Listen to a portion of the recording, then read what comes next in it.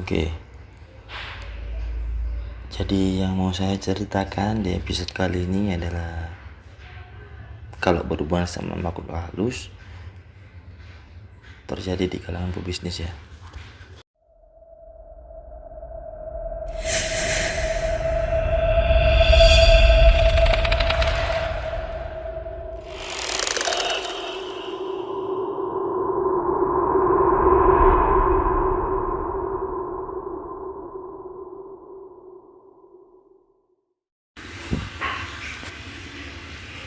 Kenapa ngomong gitu?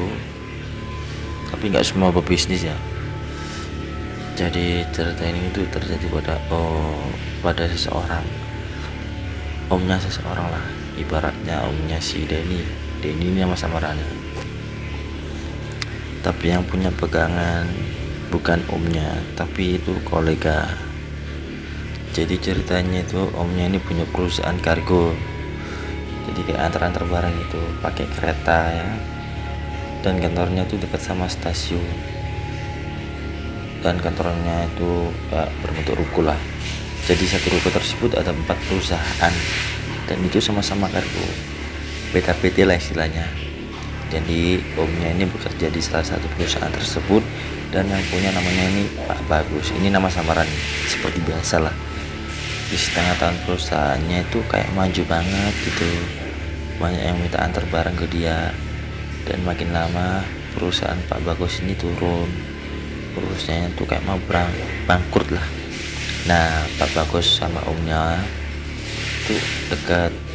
Pak Bagus tuh mau pinjam duit dan ternyata pinjamnya itu gak main-main guys, 2M loh, 2 miliar buat perusahaan biar naik lagi gitu Pak Bagus.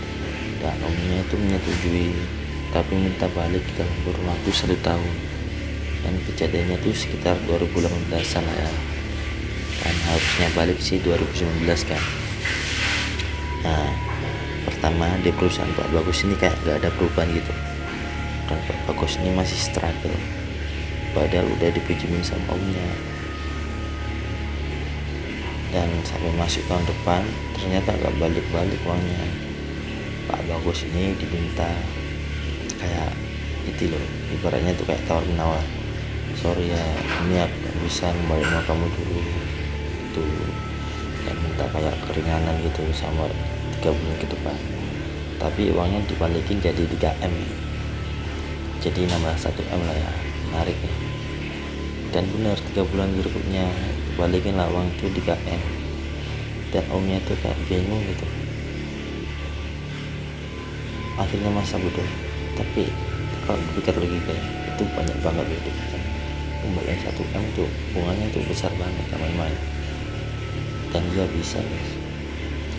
Dan setelah itu omnya tuh ngerasa kliennya tuh pindah ke perusahaan si Pak Bagus tersebut ya.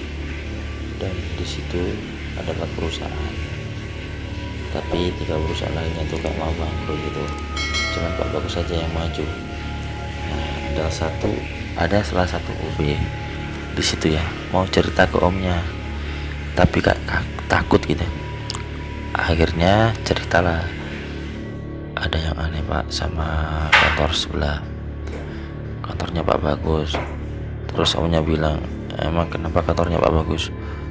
Dan ceritalah kalau Pak Bagus tuh sering ke kantornya tapi ya di tengah malam gitu ya, sekitar jam 12an lah, dan kayak bawa kresek hitam yang besar tuh ya, tapi cuma 5 menit sudah balik. Dan berulang seperti itu di hari esoknya. Dan si OB ini dengar kalau di kantornya tersebut itu kayak ada orang lari-lari gitu, suara aneh-aneh lah. Dan paginya dicek sama OB-nya, ternyata ya tidak ada apa-apa di ruangan, ya bersih rapi kayak biasa gitu. Dan tiba-tiba temennya si om ini nyamperin omnya dan bilang lah, bro, katanya kita ini udah tahu semua kalau Pak Bagus ini pesugihan gitu bilangnya. Dan shock semua guys. Dan omnya ini nggak percaya lah. Akhirnya mereka mutusin untuk bareng-bareng ke kantor tuh Akhirnya mereka ke sana bareng-bareng lah. Nah, mereka pergi sekitar maghrib ya, dan bagi-bagi tugas gitu. Akhirnya omnya ini ditempatkan di lobi dan disuruh merem sama temennya, dan temennya ini baca doa-doa gitu ya.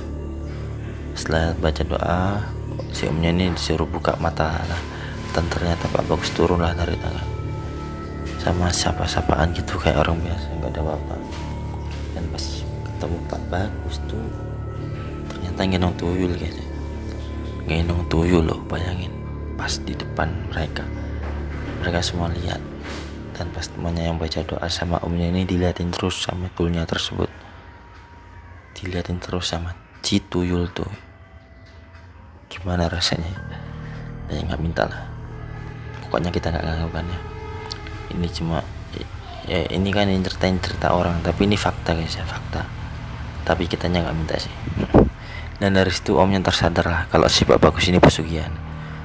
Nah dari situ temennya dengar bahwasanya keluarganya itu banyak yang meninggal, kayak kakaknya, ponakannya, sampai anak terkecil dia pun tuh meninggal.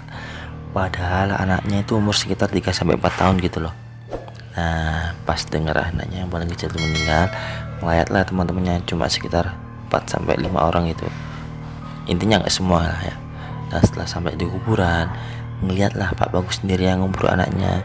Kan biasanya yang dilihat itu kan cuma bertiga ya, kayak yang ada yang pegang kepala, badan sama kaki.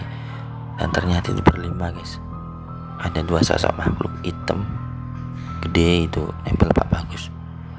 Dan semua tahu kalau Pak Bagus ini pesugihan. Oh gila guys ya. Dan ironisnya sampai saat ini keluarganya itu nggak tahu sama sekali kalau Pak Bagus ini pesugihan guys. Amazing man. Wow. Oke, kesimpulannya dari cerita ini tuh ya, jangan sampai mau pesugihan, atau ibaratnya itu kedonyan lah ya, kaya karena Allah gitu. Itu bagus tuh dan berkah. Oke guys ya, see you, bye.